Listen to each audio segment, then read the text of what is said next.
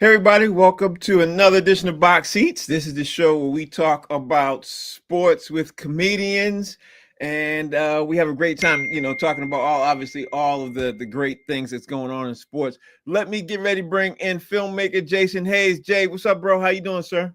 Hey, what's going on, Frank?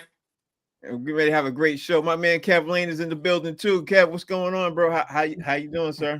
What's happening, brother? Yes, sir. Well, while we wait for a Hey, couple of what's comics good, to come baby? in, I didn't hear you. What you say? I said, what's good, Jay? What's up, Kev? It's all good, brother. It's good to see you, bro. So we're gonna have a good show today, bro, because I think I got you guys, your thought process thinking, you know what I mean? I think I got you guys thinking on what we're gonna do and what the show gonna do. So we got a couple other people joining today. My man Howie Bell is coming in about a minute or two. Stacy's supposed to be coming in too. So we can get started early on while they come in.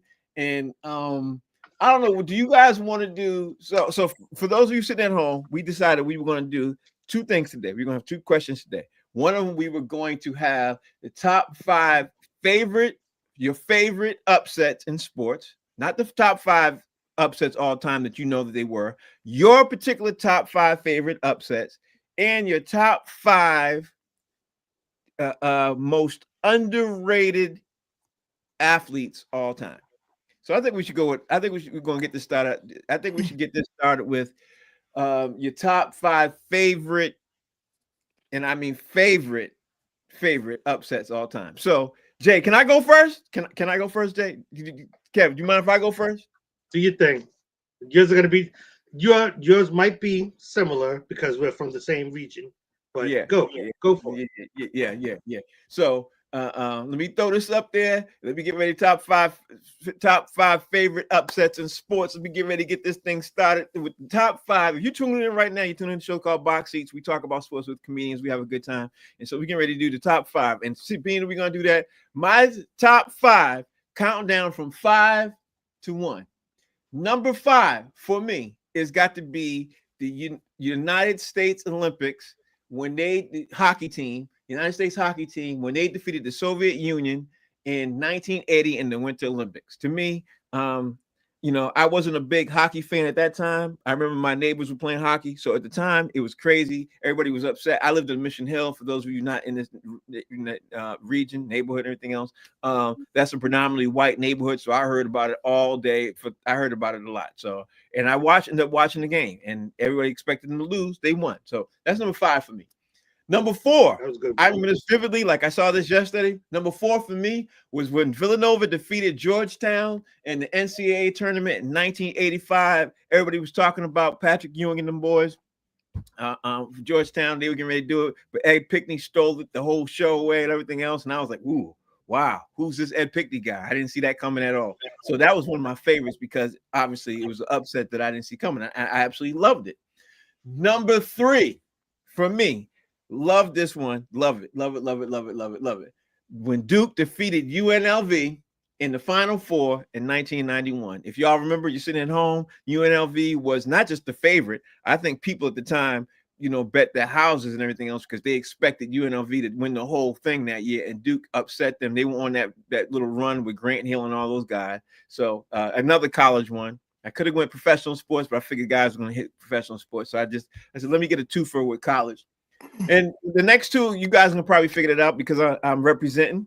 Number 2 for me, New England Patriots defeating the St. Louis Rams in the 2001 Super Bowl. They were the underwhelmingly underdog to lose the Super Bowl. Matter of fact, the Rams was playing their parade route, everything. Like it was, and if you all remember, it was not too far after the 9/11. So people were talking about it, people were having a great time about it, but it was still a lot going on. So, and number 1 for me, without a shadow of a doubt, has got to be the 2004 Red Sox because not only were they expected to lose because they lost the year before, people were expecting them to get swept, and that was one of my favorites. So that's mine. Now, let me bring up the filmmaker Jason Hayes in the building. Brother Jay, let's start with number 5, work our way down for your favorite top upsets all time.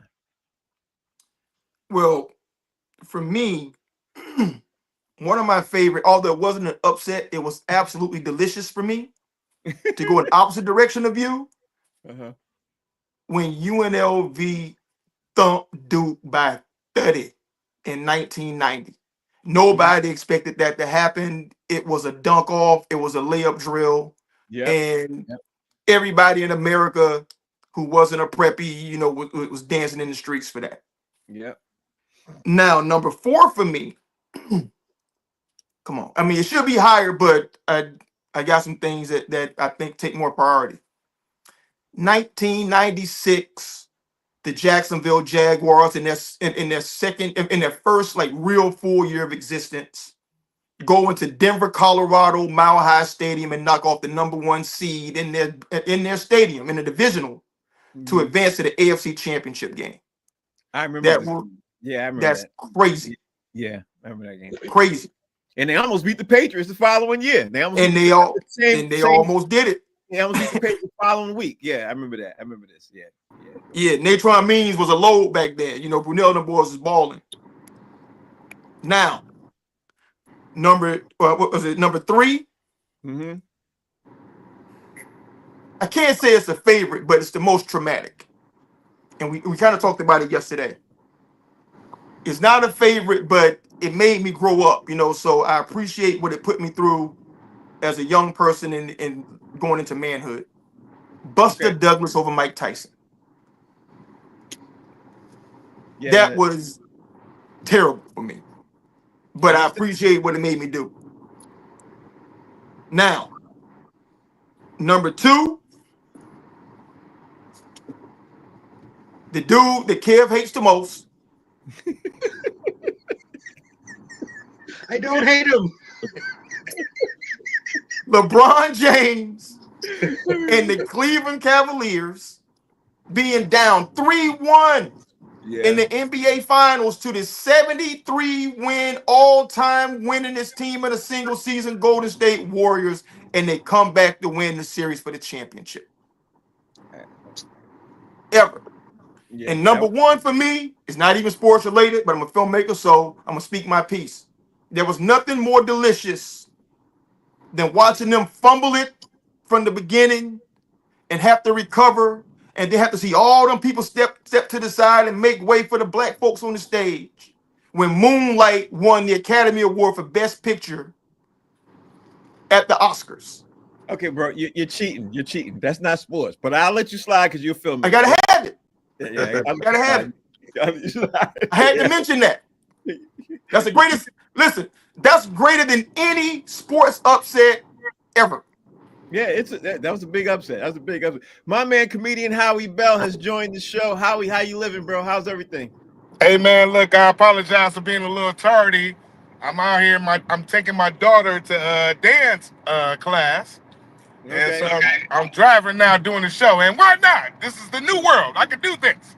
Yeah, you can do both. Yeah, you can do both. Look at that. Look at my hat, brother. I was just about to say, you representing, is that Boston hat? I see what you're doing. I put that on just for you. Just for you guys, man. That was just for you guys. That's a Boston Strong hat. While I'm driving on these mean streets of Detroit. Look at this. Okay. All right. Well, we doing our list. Do you know your list off the top of your head? I don't want you to have a car accident, bro. So nah, man, I can still rock with this, brother. You know what I'm saying? So just let me know what's happening, man. I joined in. I kind of caught the tail end of what y'all was talking about. I like that though. You know what I'm saying? Right. So I don't know if you got the text that I sent you. We doing our top 5 favorite upsets in sports history. We counting down from 5 to 1. Jason gave you his. I gave you mine. Now you up. If you want, you can go up now, or you can think about it. You have top 5, or we can come back to you after Kev go. But from 5 to 1. Go. You got your list? Man, listen, I'm gonna go off because I was thinking about it earlier, man. And so I don't have my list in front of me, but I'll tell you like this, brothers. I don't know about from 5 to 1 because I know it's an order. Okay, go ahead, keep going. But I got to start off with the Detroit Lions. First of all, that was a big upset, man, with the Washington, whatever you want to call them, Commanders or Redskins or whatever they are. They upset Detroit. I think that was a huge upset. I think that a lot of people across the country, not just Detroit, saw the Lions doing very well in the playoffs, and they got popped.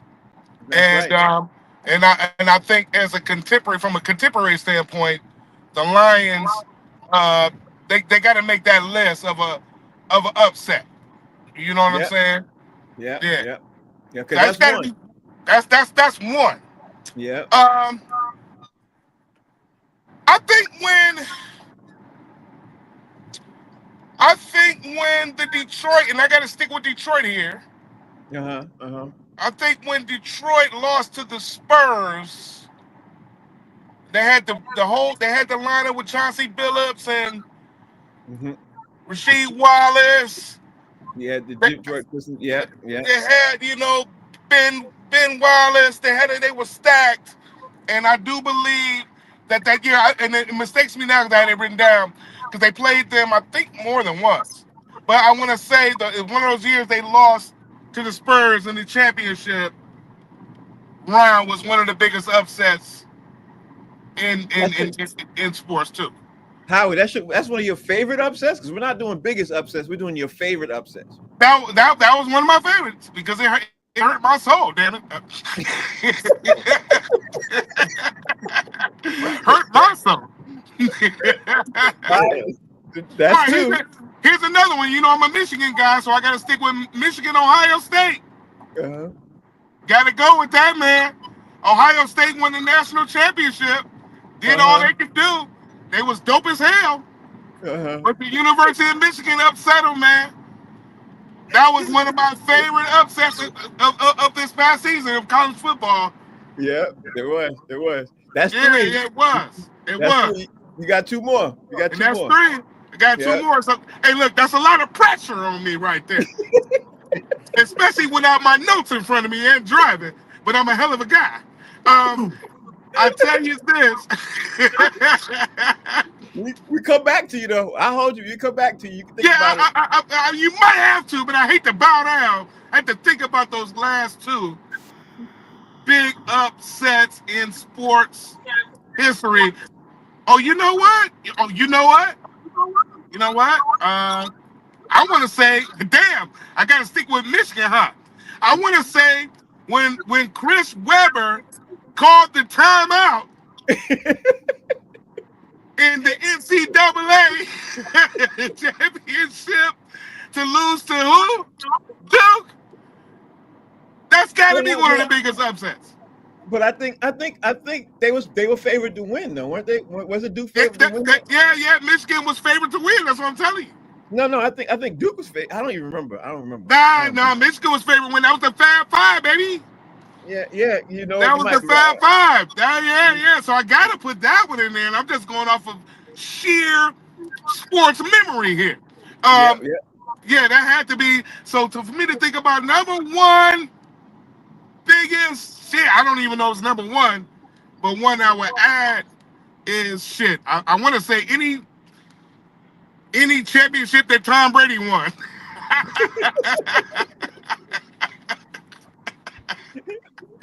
I'll take that. Hey, look, did I finish my list? Oh, that's all I wanted to do. Yeah, you finish your list. Now it's my man Kevin's turn. That was hilarious. I appreciate that one. Kevin, it's your turn, bro. Give me your 5 most favorite upsets. Your favorite upsets in sports history, going from 5 to 1. Got it. All right. Well, at the 5 spot, and I was on the fence about the one with the United States hockey team against the Russians. I was on the fence about that one, but it wouldn't be one of my favorites. It was a good one. It's a doozy. But my first one would be the 2011 Memphis Grizzlies when they were the 8th seed and they beat San Antonio. I forgot about that one. That was their first playoff win in a series ever since they had as a new organization. Okay, So that's I that's like the five. upset because I was a fan of Zach Randolph. At the number 4 spot, I got the Connecticut Huskies with Shabazz Napier over the Kentucky Wildcats. That's when they had Carl Anthony Towns, they had Devin Booker, they had the twins, the Harrison twins, I and remember Willie that. Cauley-Stein. Yeah, They had a remember that. wagon. Yeah, That was a beautiful thing. Shabazz was coming down, killing them. Damn, that was dope. At the 3rd spot, BC Eagles, the Hail Mary game. Oh, Doug When- Flutie talk. The Doug Doug Flutie. Flutie talk. Doug Yeah. Flutie, Yeah, Rod Phelan. They were down 45-41, and he threw that, and whoo, that was beautiful. That was beautiful. At the number 2 spot, this kind of has a little bit of sentimental kind of value to it for me. But the Bruins beat Vancouver in 2011 for the Stanley Cup. They wasn't supposed to get anywhere near that, and they kept marching on and beating everybody, and then came up in Vancouver and snuffed them. Loved it. Yep. And then my number 1 was same as yours, Frank. The 2004 Red Sox come back from down 3 to beat the Yankees. Yeah. It hadn't been done in almost 90 years that we won a World Series. So that's that was it. Actually, it was 67, but I get your point. But I'm with you on that one. All right, so now we're gonna keep the show rolling, and because we're doing lists and everything else, now let's get ready to dive into the one where I think people are gonna be sitting there saying you're tripping, you're bugging, how you thinking everything. Now we are going to pick 5 of the most underrated athletes all time, any sport. No matter what they cover, you figure it out. You pick it up. And I'm gonna be honest, I threw my list together, and I wanted to spend more time on it, but I threw it together. But I'm gonna get started. Number 5 for me is an NBA player, a Hall of Fame NBA player. He got no rings. He played for the Hawks, the Celtics, the Clippers, the Spurs. He's a 9-time NBA All-Star and 2-time slam dunk champion, and it's Dominique Wilkins. Dominique Wilkins had the audacity to be in the league at the same time as Michael Jordan. And before Jordan came in, if y'all are sitting at home, you remember this? Maybe you remember, maybe you don't. Before he came in, Dominique Wilkins was getting all the shine. He was getting all the shine, but he was a year before that. And then as soon as Jordan came in, then he got no shine. The shine all shifted. It shifted to me. That's number 5. Number 4, I got to go to baseball. Baseball, for me, is Ken Griffey Jr. He had 5 seasons with 45 home runs and 15 stolen bases, most all time. But, of course, he got overshadowed with a lot of stuff he was doing because why? He had way too many injuries. He was injured almost every year for like 8 to 10 years straight. He just kept getting injured. I don't even think he played a whole full season for a good 5 years straight. I don't think that ever happened. So that's number 4. But he would have got a whole lot of shine if he hadn't. That's number 4 for me. Number 3, y'all probably remember this dude, and maybe you do, maybe you don't. Steve Largent, wide receiver for the Seattle Seahawks. Steve Largent was the man. He is right now. He's in the Hall of Fame. And because he was so sure-handed and everything else, people were like, yeah, this man's got to make it. He was small, everything else. Let me see. He got more completions and yardage than a lot of wide receivers almost all time. He broke a couple of records, receiving records for his time while he was in. He got over 12,000 yards. People don't talk about him. People don't mention him. He got his bust in Hall, obviously in Canton, but he's never even in the conversation of one of the best wide receivers when he literally was. He's one of the best wide receivers to ever play the game. He's definitely in top 5 all time. Steve Largent. Number 2, and I dug in my crate for this one. One of my favorite NBA players. He never got a ring. Adrian Dantley. I don't know if you all remember Adrian Dantley. Absolutely. He played for the Pistons. Adrian Dantley was the man. I used to hate to see him when he came to the Garden because he used to kill the Celtics. When I say kill the Celtics, This man used to murder the Celtics. Dantley was an all-star, all-American, came from Notre Dame, Olympic gold medalist, NBA Rookie of the Year in 1977, six-time NBA All-Star for the 80s, and one of the NBA's all-time leading scorers. He averaged 24.3 points a game, 14 on the list. And guess what? We hardly ever mention him. He is my number 2. But my number 1 for the most underrated got to be hands down to me. And you all got to try to get him, knock this off of me. If you can, I'll give it to you. But right now, one of the most underrated athletes all time has got to be Jim Kelly. Jim Kelly went to 4 Super Bowls. He amassed almost more yards than a lot of acute quarterbacks who ever played the game. He passed for 3,000 yards 8 times straight. 8 times straight. Let's not forget, 8 times straight. 4 Super Bowls, Hall of Famer. But because he never won, nobody talks about him. Yeah, okay, well, you did what you did, but no big deal. No big deal. So that's my 5. Now let me see if somebody could knock out my 5. You up first, Jay. Give me your 5 most underrated athletes all time. Go ahead, Jay. You get the ball's in your court. Well, we about to go into the B and B section for me, because number 5 for me, to people that know, they know, but they don't talk about this dude nearly as much as they should for how great he really was. Barry Sanders. Took one of mine. Okay. Listen, Barry could have broke the rushing record if he wanted to. I mean, he just walked away last minute and said, forget it. Whenever talking about running backs, they don't talk about him the way that they should. That's right. Number 4, because clearly stats don't matter. So clearly this dude is underrated. It's the other Barry in MLB, Barry Bonds.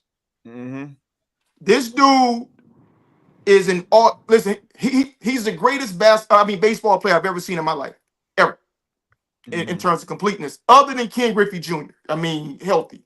So the fact he's not in the Hall of Fame means he's underrated. Number 3, one of my favorite point guards growing up, Mo Cheeks. Oh, yeah, that's a good one. Ooh, Mo didn't shoot a lot, but when he did, he was clutch. If they needed a play, a steal, a defensive stop, Mo Cheeks was the straw that stirred the drink for the 76ers. Yep. And number 2, because I'm EOE in here, Frank, and they don't talk about this woman the way that they should, Cynthia Cooper of the Houston Comets.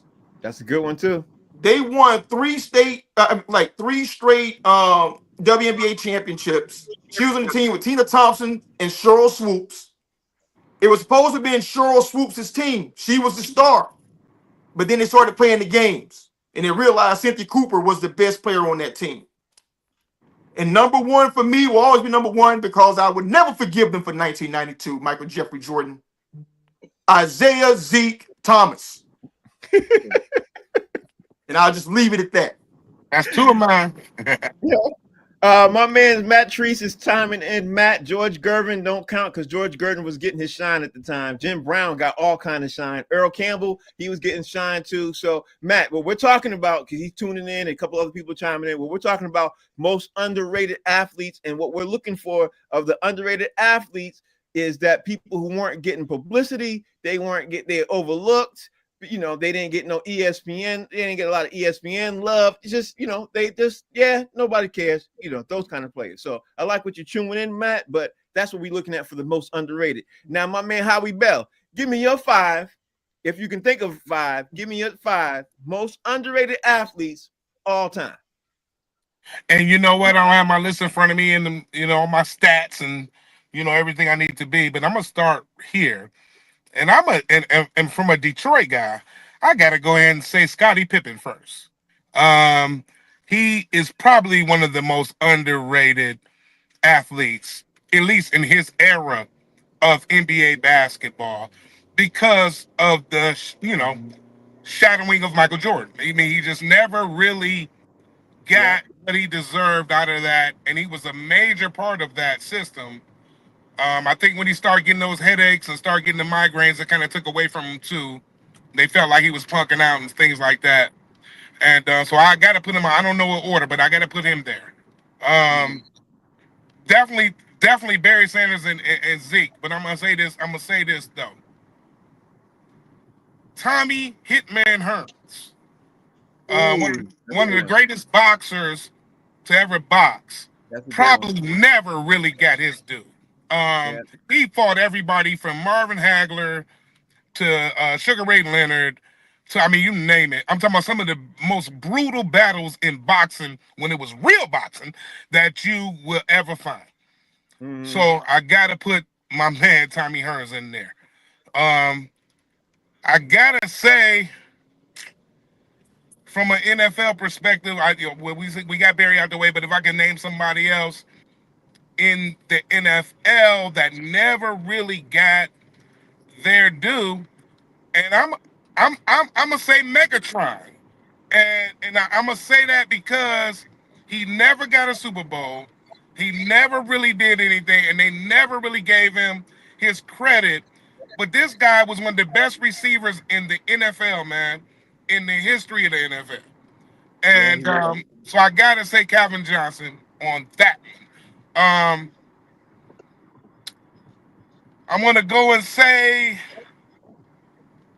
You know, there's so many because I'm a baseball fan too, but I'm gonna go and say people like I can't say people like, but I gotta say one, right? Satchel Paige. You know what I'm saying? I gotta put guys like that, especially from the Negro League. I just gotta say they just never get the credit that they deserve. And as a matter of fact, I think they just not even a year ago announced that they were going to start including the statistics from the Negro League into the baseball to the Major Baseball League statistic. So guys like Satchel Paige, and you know, I can go on with that. Do I got another one? Because I think I got about 4, 5, or 6. I mean, who can I say? It's so many underrated athletes. You know, oh, you know what? How about this? The whole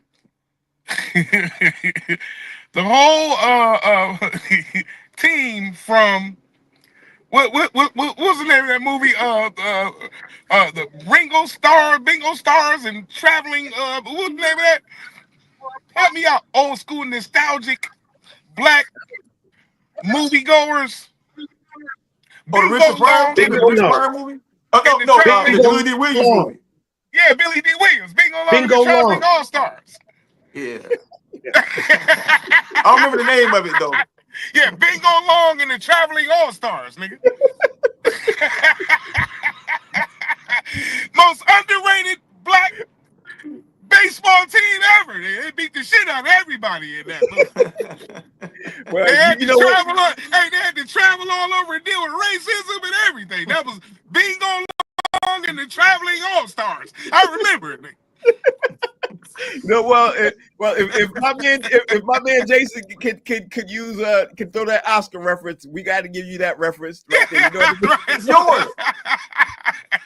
Gotta give me that one, man. That was a hell of a. That's a tough category though, because it's just so many really good athletes in all categories. I mean, you can name them all, man. I mean, what about all the black athletes that play in hockey, in professional hockey? What about all of the track run? We ain't mentioned Olympics and things like that. And people it's just so much sports history, especially in the world. It's just tough to narrow everything down. And that's why when they come up to who's the best basketball player, Jordan or LeBron or this or that, it's so Kobe, whatever have you. It's just tough to do that because there's so many great athletes and they do so good in everything that they do.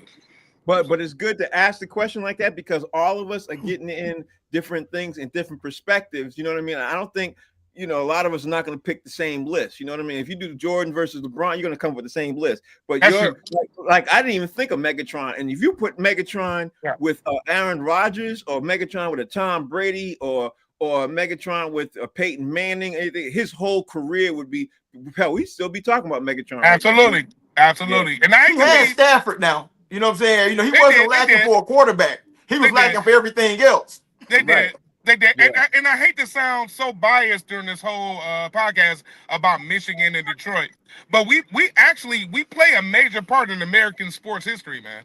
And a lot of people don't realize how deep it goes because you think about American sports, you think about New York, you think about Los Angeles and Alabama and Georgia, Mississippi. You don't really think about Michigan until you think about Michigan, and then it's like, oh yeah, you know what I'm saying, Michigan.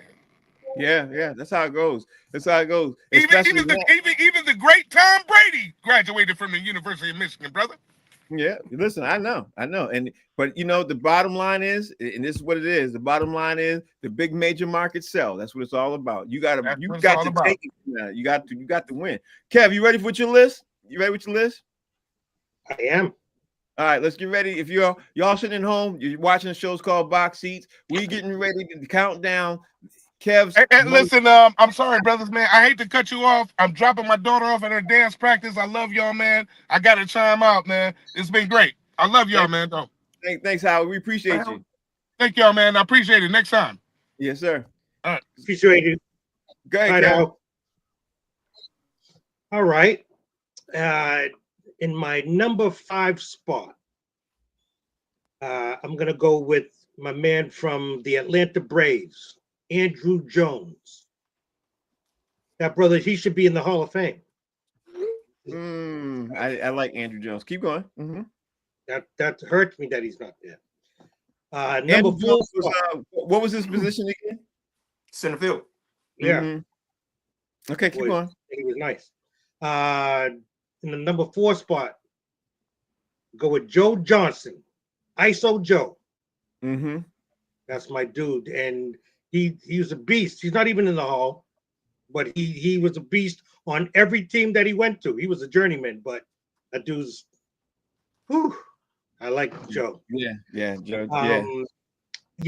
Barry Bonds is my favorite all-time NFL player, and I thought that he did get shine a little bit, more so than this other brother that I'm thinking of right now. Priest Holmes. Priest Holmes was a beast as a running back, dude. I'm sorry, and I don't like, and I didn't like Kansas City, but I liked him. Animal. In the number 2 spot, I kind of felt like the brother did get some shine. So instead of saying James Worthy, I'm going to go with Michael Cooper. Michael Cooper was a significant part of that Lakers team, and I'm not even a Lakers fan like that, but he didn't get the justice that he was deserved because he was a defensive stopper. He shut down everybody. He was Rodman before there was a Rodman. Mm-hmm. Mm-hmm. And in the number 1 spot, I'm gonna go with Cleveland Cavaliers, Mark Price. Pure shooter, pure basketball player. It's just that he played on Cleveland, but he didn't get when they were bad. Yeah. Okay, so I don't know who won, who had the best list. I don't know who had the worst list. Maybe Howie had the worst list only because his list was all and he wrote it out, but he had to obviously come in and then get it together and throw, take his daughter out to school to something. You had to take his daughter to something. So that kind of threw us and everything else. So that's where we are with the list and everything else. There was another list that I didn't think we were going to have time to get to, and we're gonna have to talk about this, Jay. And I'm gonna put you up first, and I hope we can get to it again, when we have more people. But I want to say, because I didn't think we were gonna have enough time to get to this, but I'm gonna throw it out there today. What's your favorite moment that you can think of that happened in any sport that stood out to you? You sit there and say, "Wow, that." I don't know if it's the moment that made you go, "Wow, I absolutely love sports. This is it right here," or this was, whatever. You know what I mean? Just your favorite moment. I could tell you my exact favorite moment when I remember when I absolutely said, "You know what? I not only am I playing sports, but I love sports. Sports is it for me right now." Can you give me your favorite moment in sports? Man, that's favorite moment ever. That's Yeah. tough. Yeah, that's why I asked. You need some time? Yeah, I need time on that one. Yeah, I need time on that one. Well, what about you, Kev? Do you need time? Do you need time, Kev? Or you got? Yeah. Nope, I don't need time. Nope, I don't need time. Okay. The reason why I'm going to pick this one is because when you say sports moments or sports something, that just, it was like a pinnacle of like, yo, oh my, I forget what year it was. I'm sorry right now, but the dunk contest with Michael Jordan going sideways, flying through the air. Okay, so you were that old. Okay, all right, okay. That was for me, and I wasn't a Jordan fan like that, but watching him dunk the way that he did, it didn't look like that in real time. We would look at it and go, oh, shoot, that was nice. But when we saw it in slow motion and then in the posters, it was, oh my goodness. That just resonates with me. That's like, how could anybody had seen that dunk contest and say, yo, oh. Yeah. Damn. Okay, all right. I'll get that to you. I had two. I had that poster. Yeah, I did too. I had two. I'll give you one was I watched, I'll never forget it. I was watching David Thompson play basketball. You know what I mean? And this was, I was a child. Like I was watching David Thompson play basketball. And back then, basketball games weren't broadcast live, they were on tape delay. So I had heard that it was coming. So I watched David Thompson do a dunk, and I was like, this is like, wow, I love, because I was playing basketball at the time and I was playing baseball. My baseball moment was when Carlton Fisk hit the home run in the World Series that the Red Sox ultimately lost, and he was doing way back, but he was doing that. I loved that, and I was just cheering and screaming, and we went to school the next day, and that's all we did in school all next day. We really didn't know school work at the time. It just was a great moment for me. And back then, that's when I got hit with the sports bug at a very, very early age. That's it for me. So now, Jason, you up? Now we did the favorite moment in sports, bro. It's that moment when that bug crawled up in you and said, "Boom, you like sports." Give me that.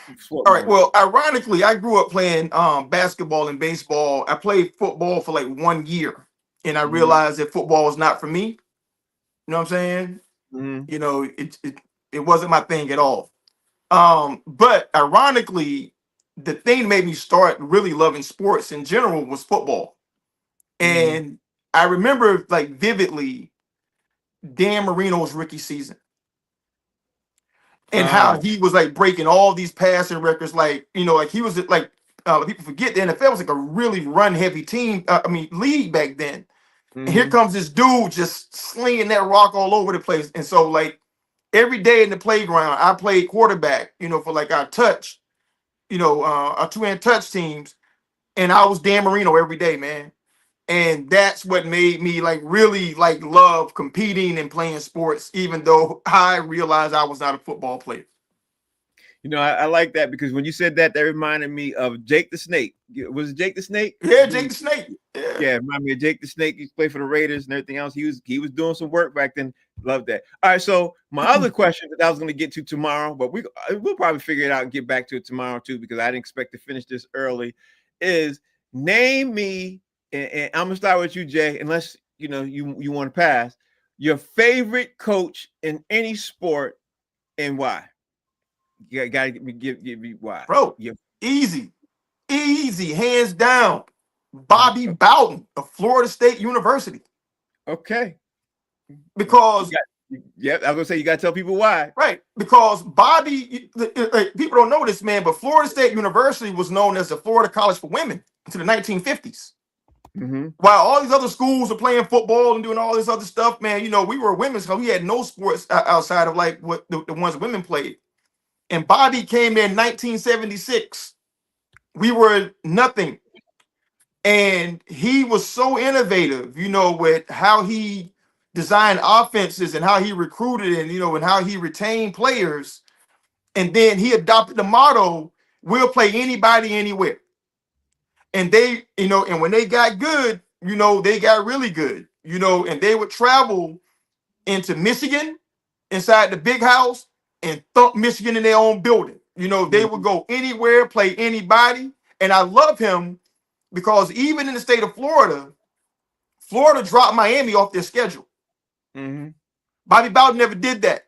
He kept Miami on the scales, even though he didn't have to. You know, there were different conferences. He had no reason to play him, and he kept Florida on the schedule too.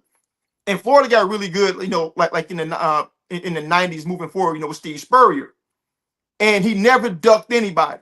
And think about how many wide rights he had against Miami, where Miami was our only loss for that whole season. We lost by 3, lost by 3, lost by 2, lost by whatever, you know, just missed field goals. Bobby Bowden, if he removed them off the schedule, he probably have 15 national championships right now instead of 2. So he is my favorite coach. He played everybody. He never ducked anybody, and he built a powerhouse program that still is today from nothing. Okay, I like that pick, and he's passionate about his pick. Kev, do you have your favorite coach in any sport to do anything? Because I got mine. I haven't even said it yet.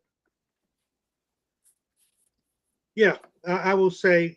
Well, people might think that because from where we are living, that we might say Bill Belichick.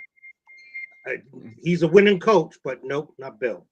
The guy that I'm going to go with is Coach John Thompson from Georgetown. That's because he was not only a good coach, but he was like a father figure to all the players. He wanted everybody to, you know, do well in school. He wanted you to do the right thing on walking through the streets and everything. He was just I think that he was a good dude. And then his son tried to live up to his legacy, couldn't do it because Coach John was a beast. So I'm gonna have to go with John Thompson. But Kev, you know, John Thompson is probably my second favorite coach all time for the reasons that you stated. But more than anything, for years he graduated all his players. Yep. Yeah. So all those black dudes he brought in, they all left with college degrees. Like Georgetown players didn't leave early. Yeah. Until Allen Iverson did it. Allen Iverson was the first one to leave early, and he went and got Allen Iverson out of prison. Yep, he sure did. You know what I'm saying? Yeah. He saved Allen Iverson's life too. So yeah, no question. You sure did. And since Kev took mine, I think we hang out too much. Kev took mine, so I'm kind of mad that he took mine. Yeah. I'm gonna go with what's his name? Tarkanian. Jerry Tarkanian. Oh yeah, the shark. Yeah, the shark. Yeah, I absolutely loved him. And I don't have no reason to love him. I don't know him. I used to watch his interviews, but the reason why I loved him was completely opposite than why I liked, you know, a lot of other coaches. And because it seemed like to me he was the scaredest coach ever of all time. Chewing the towel. Yeah, he was chewing the towel. He was like, I don't know what's gonna happen. These guys are getting ready to kill him. I used to be rolling watching him coach. And then, if you all remember, this was funny. I don't know if people sitting at home used to remember when they used to come in for the huddle. He used to be like, "What?" You know, like he was saying, "Whatever, just whatever, just pass the ball and don't slow the ball down." That's what it seemed like he was doing to me all the time. It didn't seem like he was coaching. I love him. Anyway, y'all sit at home. I got to give Stacy in the building. Stacy, how you doing, Stacy? I am blessed and highly favored. How are you gentlemen doing today? We're doing okay. Very well, thank you. Stacy, it's time for your list. Which list do you want to go through? Because we already did our favorites, upsets. We did our favorite. So today was favorite upsets and underrated play. And I want to get, because you did the homework, I want to, you know, get him out of your system. So who you want to Yeah, so let's go with underrated athletes. And we kind of went through this before, but I only had 4. I added my 5th. If you do remember, I will refresh you. My first 4. First and foremost, top of mind, whenever you say underrated, if we're definitely talking about present day, Brandon Cooks, and we talked about that. He definitely doesn't get his just due in the NFL. He has done remarkable things for a lot of teams, and he's just overshadowed by some of the other larger players. Derek White, who's also underrated, even though we talk about his production, he deserves a little bit more conversation, or to be in the conversation with Jaylen Brown and Jason Tatum when it comes to supporting the Celtics and their importance, his importance in the lineup to help them push through some of these wins. Tyrese Maxey, who is having a great year on the 76ers, even though the 76ers aren't having a great season themselves. A lot of the 76ers talk is being surrounded by Joel Embiid's drama. And you don't really hear about the action that's actually going on with the court. He's on the court. He's a young guy, and he's doing very well. I believe I also said Jameis Winston because he had a really rocky start with a lot of touchdowns. It kind of, a lot of interceptions. It really overshadowed some of the other successes that he's had with the Browns and even some in Tampa Bay. So he's a very great bridge quarterback. We're rocking on whether or not he can be a starting quarterback, but I feel like he would be a great quarterback to get a team through a transitional season if they're looking to rebuild. And my last one is another player that is discussed in its respective sport. But if we're talking about an all-around athlete, Mookie Betts. Now, Mookie Betts is a multi-sport athlete. He was an insane athlete in college, and he was doing insane, like very good things on the Dodgers as well. Like he's been to 3 World Series. Last year, he had like 75 RBIs and 75 runs. And I don't feel like he's talked enough in conversations about great athletes for as great as an athlete as he is. Okay, I like your list. Only problem with your list, Stacey, is it's not. I don't think it's your list that you would submit for all time. You know, all time. Oh yeah, no. Yeah, my all-time list. Yeah, we were doing all time, and that's my fault. I'm not sure if I was clear in explaining that to you. That we were putting together the list of most underrated athletes all time. So that's your most underrated list of current players. I like that. Players. Yep. Now give me your we'll see. We had underrated lists, and we have your top favorite moments in sports. Your top 5, upsets. Your top 5 favorite upsets in sport. Not the top 5, but your favorite top 5 upsets. Stuff that you like. If you have 5. My top 5.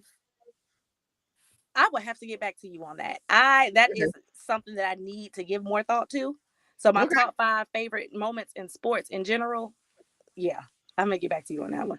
Okay. All right. So let me bring up Jason. Jason, let me pull this up to the slide. Let me take this up right here. And let me ask you, okay, did everybody get their coaching of what? Kev, did you get your coach in? Yeah. Jay, you got your coach in? Your favorite coach? Okay. Okay. Now, there's another question I'm going to ask tomorrow. I'm going to ask all these questions again tomorrow. What is your least favorite coach with the winningest record? A coach who's winning all the time that you just was like, I don't know how this dude is winning. I don't like this dude. And for me, I'm gonna start out first. I'm gonna go for like Rick Pitino is the dude who he's one of my least favorite coaches. But Rick Pitino he's breaking records in college. He did a little something in the pros. He continues to go back and forth. But Rick Pitino is I can't stand Rick Pitino. So that's mine. That's mine. Jay, you up first. Who is your worst coach that you don't like with the winningest record? Easy. Oh, easy. Okay. Easy. Bobby Knight. That's the one. Yeah, that's easy. Yeah. Bobby Knight. I don't understand why a single player ever in the history of Indiana or Texas Tech basketball signed up to play for that man. I'll never understand it. I kind of like his pick. Like, tomorrow we're gonna pick 5 of these. We're gonna have to pick 5 of these. Okay. But right now, we're doing time. Huh? Man, because you guys took both of mine. So wow. Well,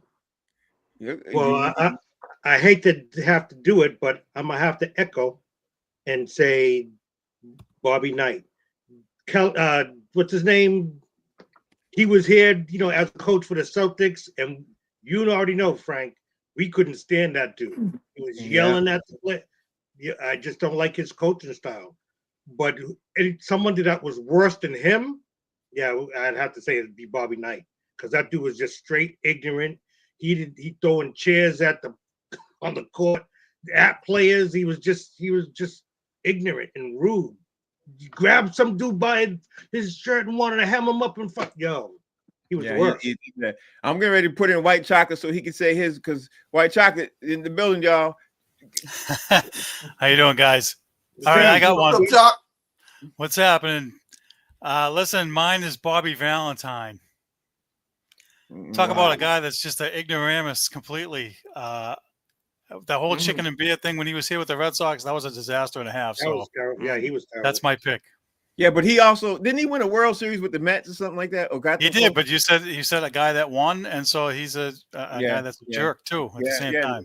Yeah, that's He a good was. pick. That's He's a good pick. weirdo. He was I'm definitely- surprised none of you guys said Billy Martin.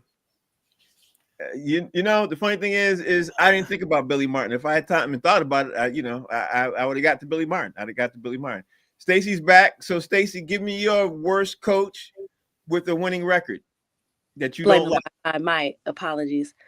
Worst coach with a winning record. I don't know if this would necessarily count because this coach was successful, very successful in one tenure of his career, and then the second half, if you want to call it the second half, it was disastrous. But Urban Meyer. Oh, yeah. Urban Meyer. He Yeah, had a great yes. collegiate record.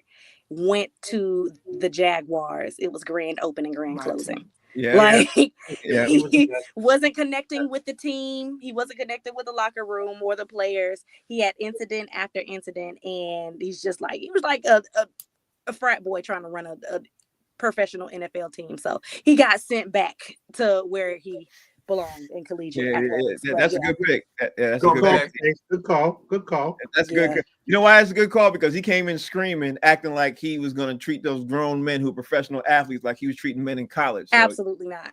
yeah, you cannot do that. You got to do. All right, and I'm gonna leave this show today, and Jason asked something yesterday. He said we need to have the top 5. I can't say the swear he said, but we have the top 5 Stephen A. Smith moments, and there was My gosh, and there was a couple of them. just 5? Yeah, there's a couple of them. Right. There's a couple of them. It needs to be a weekly. Listen, it needs to be a weekly segment because he's gonna do 1,000 between Monday and Wednesday for sure. It should be a weekly segment. All right, give me your, because I have a couple that stand out to me of some things that he said.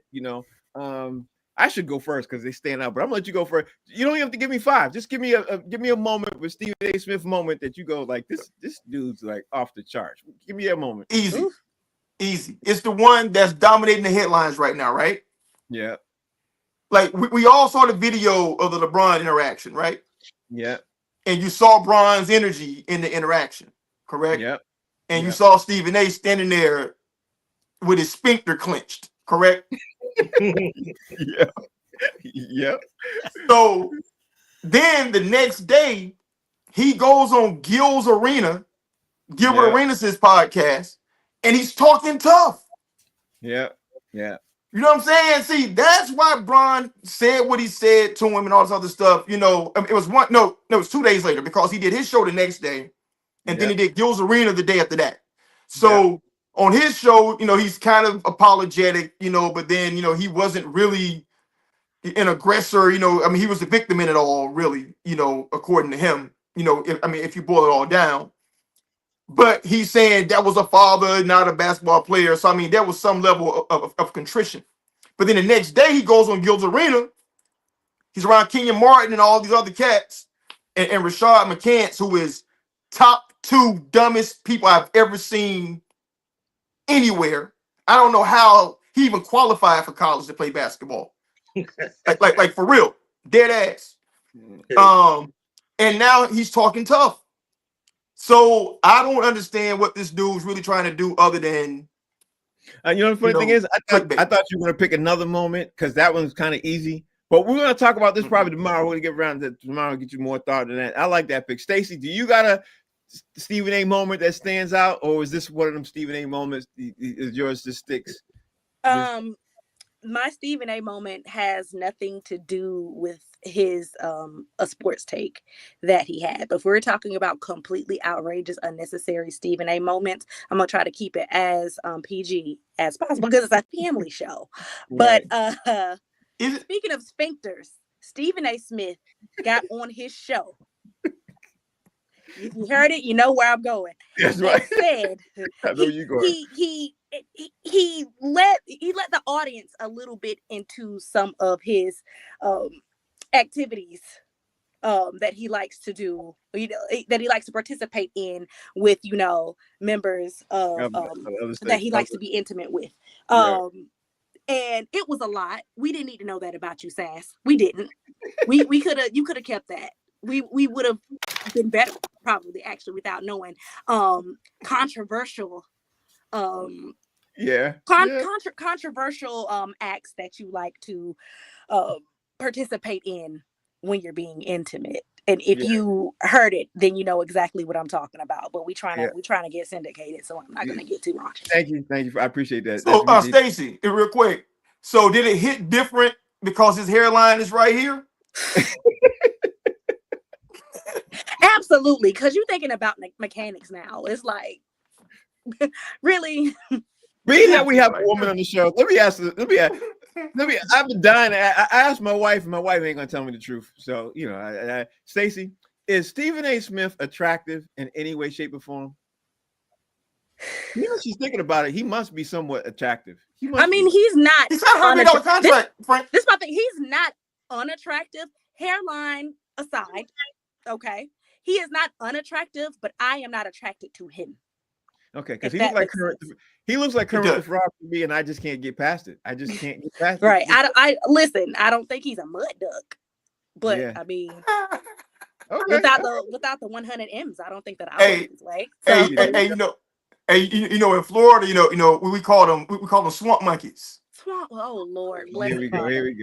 Kev, give me your Stephen A. Smith moment. Do you have a Stephen A. Smith moment? There's so many. No, I don't. I honestly don't, because I'm not a fan of his. The stuff that he says, when he does say something, I tune him out. When he was on the show with Skip Bayless, I would, he was yelling and ranting, I would change the channel. And then all right, come back. Yeah, I don't even watch him. All right, let me ask White Chocolate if he got his moment. White Chocolate, you got your Stephen A. Smith moment that stands out? I don't really have one that stands out except when he rants against the Dallas Cowboys, because those are pretty funny. Those are great. That's prime Steve. I don't have anything off the top of my head.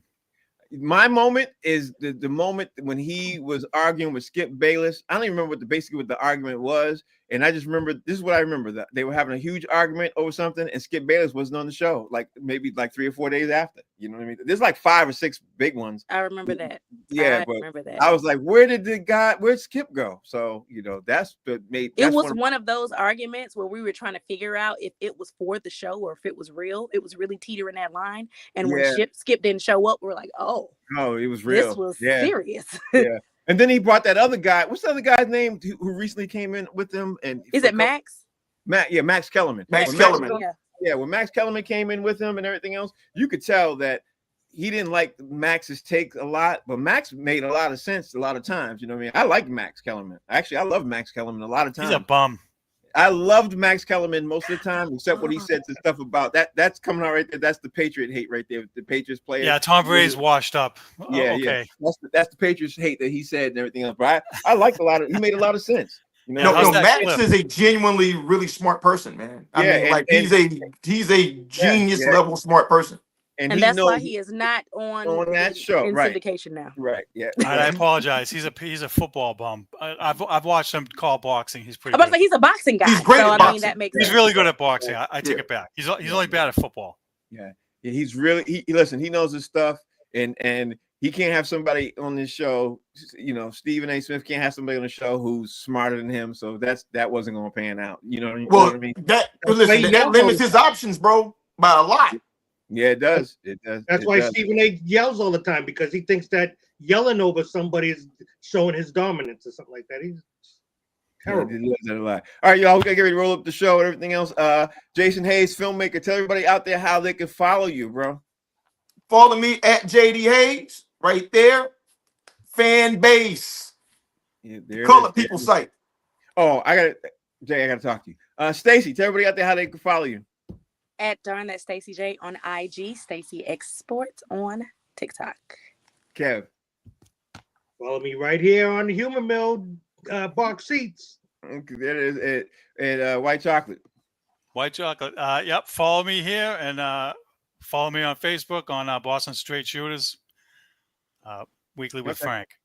Okay, so that's the show. The show's called Box Seats. We're going to talk about sports. Tomorrow, we're going to go over a lot of these questions again. We're going to definitely give you the question of the day is going to be your top 5.